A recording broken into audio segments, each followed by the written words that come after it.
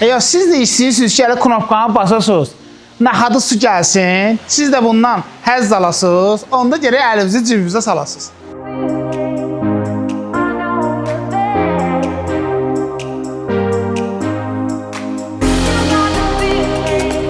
Salam əziz Teleqrup izləyiciləri, Qəra Mərdəkandadır. Mərdəkanda sizin üçün 5 sotun içində bax belə şəlaləli 180 kvadratlı bağ evimizi çəkib sizə təqdim edirəm.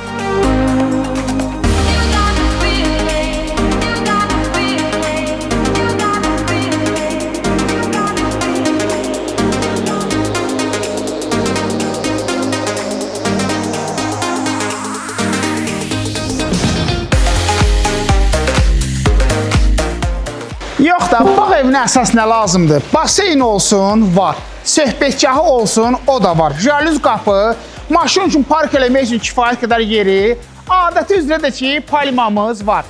İndi də ki, 180 kvadratı içində nə var, onu isə sizə çəkib göstərək.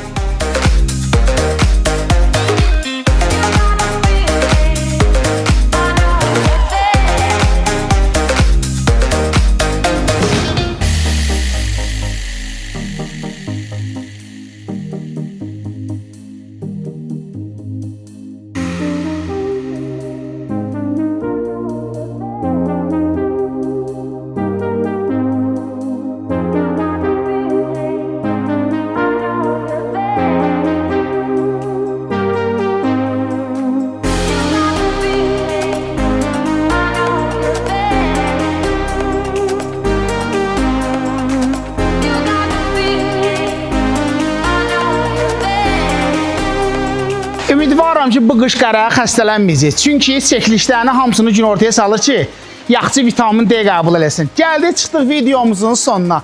Əgər bu bağ evi də sizin üçün maraqlıdırsa, xoşunuza gəldisə, Teleqrupun səhifəsindəki nömrələri yığırsınız, Qəra götürüb gəlir bura. Allah alnı olsuna da xeyir versin. Görüşərik dostlar.